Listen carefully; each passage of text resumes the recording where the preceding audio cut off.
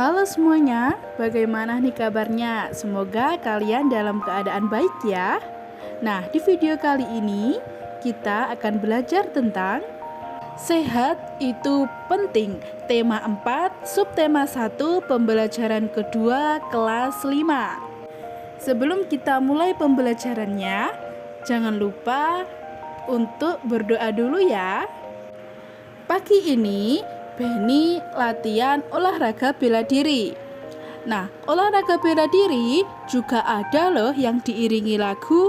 Ngomong-ngomong iringan lagu, apakah kalian masih ingat apa itu tangga nada dan apa saja jenisnya?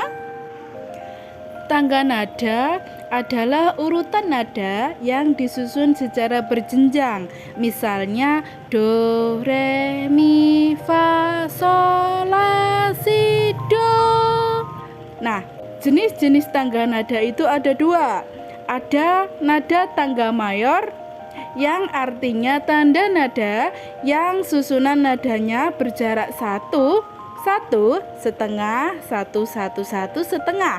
Biasanya diawali dan diakhiri nada do, se dan bersifat riang gembira. Yang kedua, jenis tangga nada minor, yaitu tangga nada yang susunan nada-nadanya berjarak satu setengah, satu setengah, satu. Biasanya diawali dan diakhiri nada la atau e dan bersifat sedih. Contoh lagu yang bernada mayor adalah Indonesia Raya, Hari Merdeka, Maju Tak Gentar, Dari Sabang Sampai Merauke, dan Garuda Pancasila. Kemudian lagu yang bernada minor, contohnya Bersyukur. Kemudian Gugur Bunga, Himne Guru, dan Indonesia Pusaka. Nah, teman-teman, hari ini Beni merasa sangat gembira. Nah, saking senangnya si Beni, dia mempunyai sebuah pantun loh. Nah, ayo kita baca bersama-sama pantun dari Beni. Bersinar terik sang matahari, bagai api panas membara. Rajin berolahraga bela diri, badan kuat hati gembira. Nah, itu tadi pantun yang dibacakan oleh Beni. Nah, apakah kalian masih ingat tentang ciri-ciri pantun itu? Ciri-ciri pantun. 1. Pantun bersajak ABAB. 2. Satu bait terdiri atas 4 baris. 3. Setiap baris terdiri atas 8 sampai 12 suku kata. 4. Baris pertama dan kedua disebut sampiran, sedangkan baris ketiga dan keempat disebut isi pantun. Kemudian ada macam-macam pantun. Nah, macam-macam pantun ini ada 3 teman-teman. Yang pertama ada pantun kanak-kanak. Yang kedua ada pantun muda. Yang ketiga pantun tua. Nah, apa itu pantun kanak-kanak? Pantun kanak-kanak yaitu pantun yang memiliki kaitannya dengan masa kanak-kanak. Isi pantun ini menggambarkan makna sukacita maupun duka cita. Contohnya, terbang rendah burung kutilang, hinggap di dahan sambil menoleh. Hatiku senang tidak kepalang, ayah pulang membawa oleh-oleh.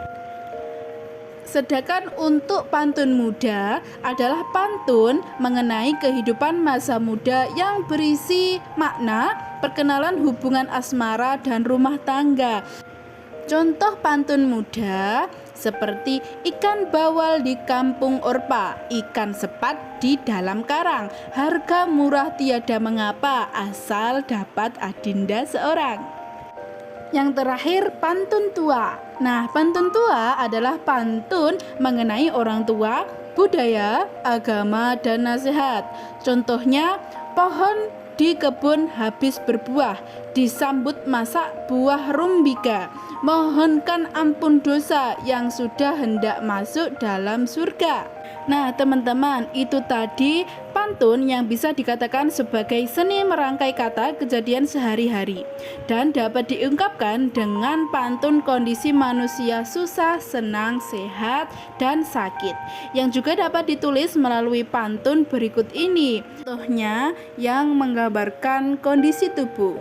Ke pasar membeli kue bolu, tidak lupa membeli mangga. Jika ingin sehat selalu, rajin-rajinlah berolahraga. Nah, teman-teman, pada pembelajaran sebelumnya kita telah mengenal organ peredaran darah manusia. Bagaimana dengan organ peredaran darah pada hewan? Untuk mengetahuinya, mari kita lanjutkan pembelajaran kita. Sistem peredaran darah pada hewan. Jadi, sistem peredaran darah pada hewan itu dibagi menjadi dua. Yang pertama, peredaran darah terbuka. Dinamakan sistem peredaran darah terbuka karena darah dan cairan lainnya tidak selalu diedarkan melalui pembuluh darah. Pada saat tertentu, darah meninggalkan pembuluh darah, langsung beredar ke dalam rongga-rongga tubuh dan akhirnya kembali lagi ke dalam pembuluh. Yang kedua, peredaran darah tertutup. Dinamakan sistem peredaran darah tertutup karena darah beredar di dalam pembuluh-pembuluh yang saling berhubungan. Kemudian contoh dari peredaran darah terbuka, apa saja hewan yang mempunyai peredaran darah terbuka itu? Contohnya ada siput, udang, dan belalang.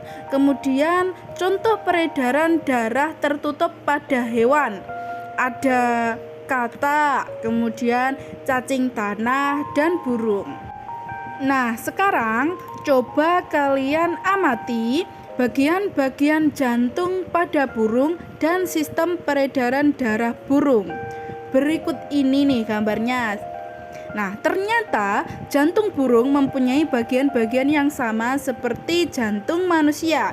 Jantung burung terdiri atas 4 ruang, yaitu 2 serambi dan 2 balik sekat. Antara bilik kanan dan kiri sudah sempurna sehingga tidak terjadi percampuran darah seperti halnya sistem peredaran darah pada manusia. Sistem peredaran darah pada burung juga termasuk sistem peredaran darah ganda. Sistem peredaran darah berarti darah dalam tubuh mengalir ke tubuh melalui jantung sebanyak 2 kali. Nah, berikut ini adalah fungsi jantung pada burung. Berfungsi untuk memompa darah ke seluruh tubuh.